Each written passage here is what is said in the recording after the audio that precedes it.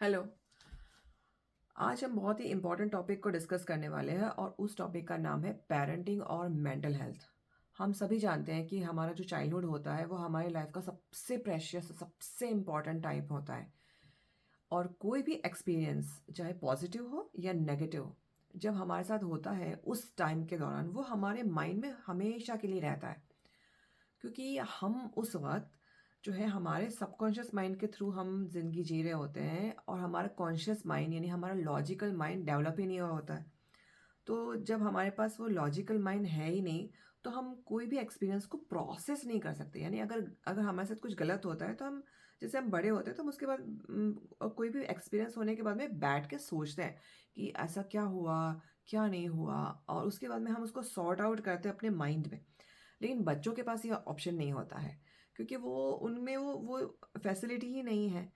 तो इसकी वजह से हम पेरेंट्स की रिस्पॉन्सिबिलिटी इतनी ज़्यादा बढ़ जाती है कि हम अपने बिहेवियर को लेके और हमारी पेरेंटिंग स्टाइल को लेके हम बहुत माइंडफुल हो जाएं। क्योंकि अगर हम ऐसा नहीं करेंगे तो बच्चों पे बहुत ही नेगेटिव असर हो सकता है।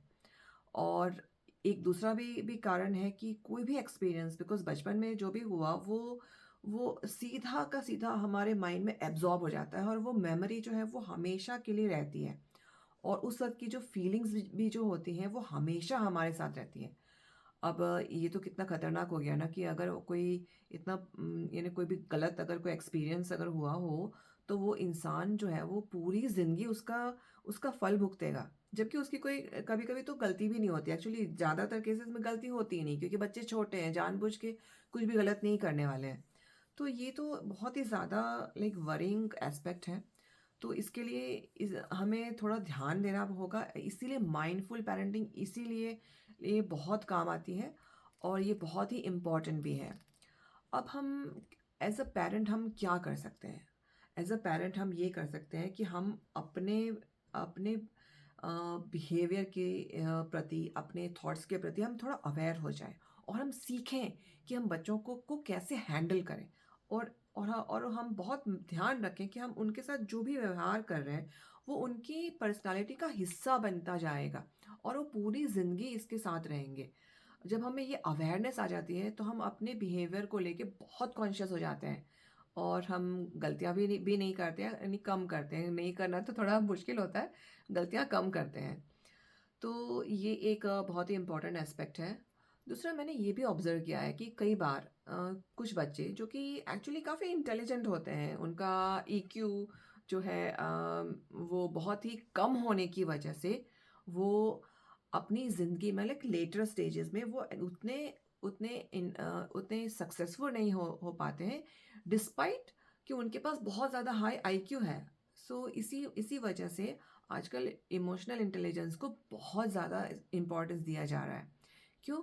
क्योंकि इमोशनल इंटेलिजेंस के नहीं होने की वजह से आपका जो इंटेलिजेंट क्वोशंट है, वो भी एक्चुअली आप अच्छे से यूटिलाइज़ नहीं कर पाते हो। क्यों? क्योंकि आपको बेसिकली अपने भावनाओं पे नियंत्रण करना नहीं आता। क्यों? उसका कभी-कभी कारण होता है आपके चाइल्डहुड एक्सपीरियंसेस।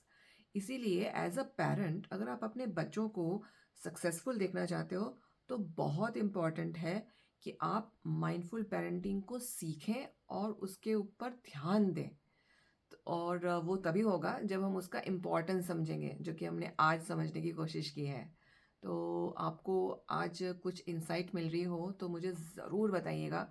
और अगर आपको मेरा कंटेंट पसंद आ रहा हो तो प्लीज़ सब्सक्राइब कीजिए और अपने फ्रेंड्स एंड फैमिली के साथ शेयर कीजिए। कई लोगों को इसकी बहुत ज़रूरत हो सकती है क्योंकि अवेयरनेस फैलाना बहुत इम्पॉर्टेंट है। हमें अपने बच्चों को प्रोटेक्ट करना बहुत इम्पॉर्टेंट है। सो अंटिल नेक्स्ट टाइम, वही फिर से, be mindful and happy parenting.